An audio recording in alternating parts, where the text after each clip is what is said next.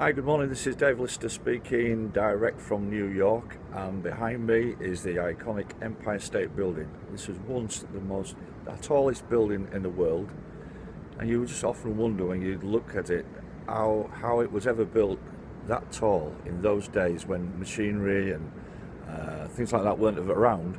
It all starts for like anything tall and anything big. It starts with good, solid foundations, just like our businesses. Just at the moment, I just want to go through a few things about presenting the business and how to do it properly and what to look for when you're doing this. I'm going to just turn around a little bit because the sun's shining. It's a lovely November day, and I'm on the balcony of my apartment looking over the Empire State Building. There's also some other building going on in the background, but the scene around, if I can just show you, tall skyscrapers everywhere. All these buildings started with good foundations.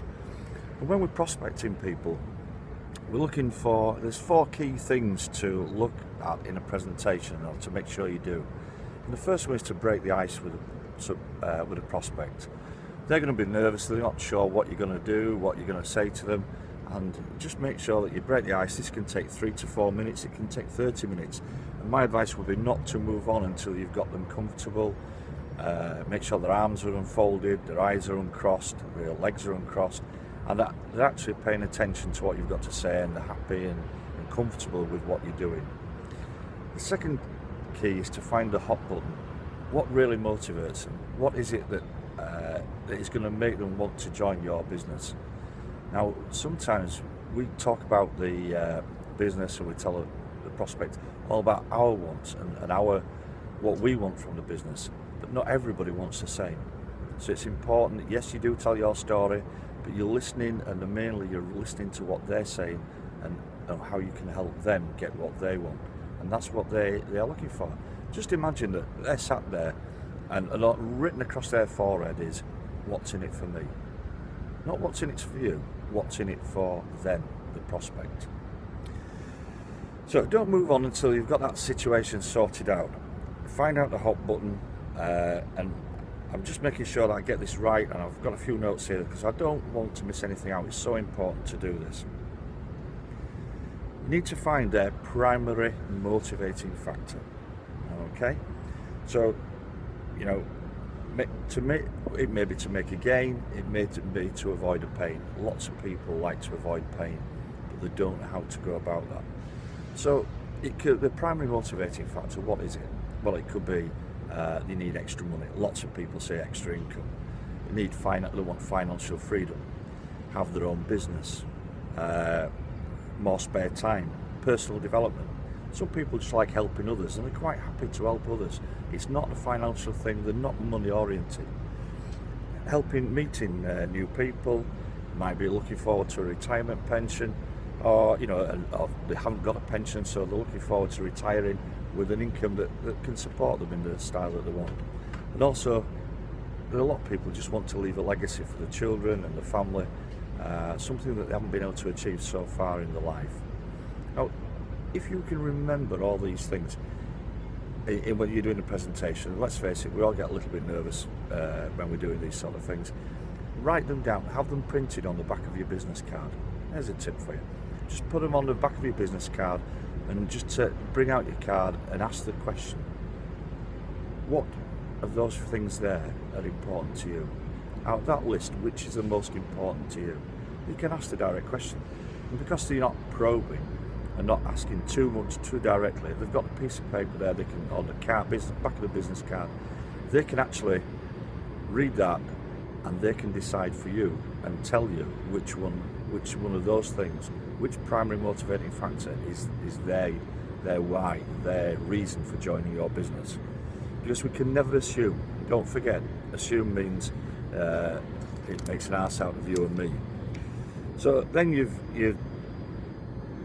got to have the 5 good, solid questions that you need to learn. You need to learn them in this order. So, what is your number 1 priority? The first question is, you must ask your prospect is, what is your number 1 priority? Why did you pick that one? Question 2, why did you pick that one? And just sit quietly. Don't try and answer it for them. Don't give them guidance, let them answer that question. Why is that important to you?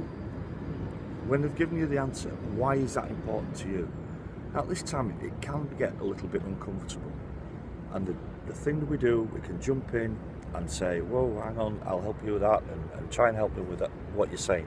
Don't do that. Just let them answer it. Take time. The fourth question is, what are the consequences of not doing that? What's going to happen if you don't take that opportunity to get that first question, which is your priority? So what are the consequences if you don't do that? So if you don't get money and you haven't got a pension, how are you going to live? How's it going to work for you? And then question 5 is, why would you worry about that? If that's not going to happen, why would you worry? And just make sure that these questions are all very, very important. If you can learn the 5 questions in this order, you'll sponsor more prospects into your primary business than you can ever imagine. So sit back when you've asked these questions, sit back in between them and make sure that the answer, don't prompt them. It's their decision, it's not yours. It's their reason, their why, not yours. So if the response is strong, the chances are it's going to get very emotional. If the response is strong, they're going to be a lot better prospect because they've got the why, you know the why, and you can refer back to. And at this stage, it's easy to go into your business presentation because you have the solution to their problems. You have the solution to their pain. So go ahead with that, and it will come naturally, and you can tailor your presentation to suit their answers to the questions you've asked them. And don't forget, questions are the answers. Now, I'm not over clever. I'm not telling you something new. This is all. I read this in Questions Are the Answers by Alan Pease.